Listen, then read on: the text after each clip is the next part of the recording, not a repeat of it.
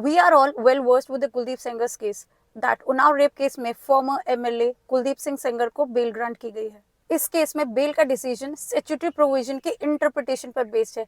Let's decode की bell किन legal grounds पर ग्रांट की गई। ईयर 2019 में कुलदीप सिंह सेंगर को ट्रायल कोर्ट ने माइनर के रेप के ऑफेंस में पॉक्सो एक्ट के अंदर कॉन्विक्ट किया एंड लाइफ इम्प्रिजनमेंट की सजा सुनाई। देन सबसे बड़ा क्वेश्चन ये अराइज हुआ कि क्या एक एमएलए पॉक्सो एक्ट के पर्पस के लिए पब्लिक सर्वेंट माना जा सकता है। एज पर सेक्शन 5 अगर कोई पब्लिक सर्वेंट रेप कमिट करता है तो ये एग्रीवेटेड पेनिट्रेटिव सेक्सुअल ऑफेंस बनता है एंड एज पर सेक्शन 6 इस ऑफेंस की पनिशमेंट मिनिमम 20 ईयर्स से लेकर लाइफ इम्प्रिजनमेंट तक प्रिस्क्राइब है। ऑन द कॉन्ट्री अगर ऑफेंस पब्लिक सर्वेंट की जगह किसी कॉमन पर्सन के थ्रू कमिट किया जाता है तो ये पेनिट्रेटिव सेक्सुअल असॉल्ट की कैटेगरी में फॉल करता है जिसकी पनिशमेंट 7 ईयर्स प्रिस्क्राइब्ड है। As we can see, there is a huge difference, 20 years and 7 years.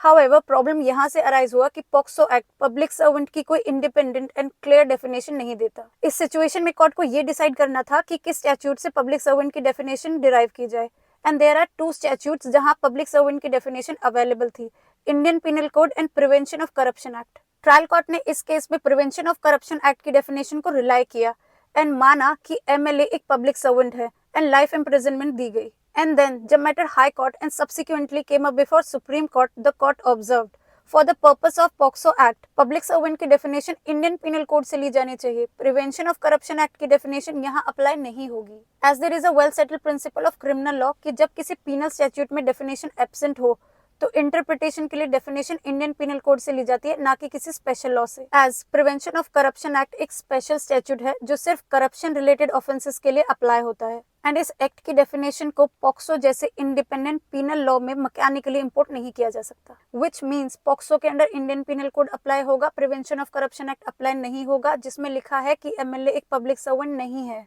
And उनके ऊपर कॉमन मैन वाली सजा लगेगी जो कि 7 साल है पेनिट्रेटिव सेक्सुअल असॉल्ट जो कि वो काट चुके हैं। Accordingly court held that trial court ने इसी प्रिंसिपल का वायलेशन करते हुए प्रिवेंशन ऑफ करप्शन एक्ट की डेफिनेशन को रिलाई किया जिसकी वजह से सेंटेंसिंग में स्टैट्यूटरी एरर हुआ।